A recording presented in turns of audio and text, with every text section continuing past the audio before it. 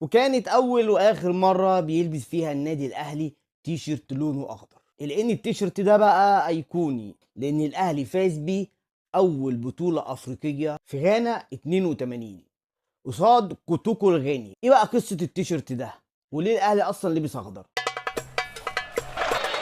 ادخل يا جابر.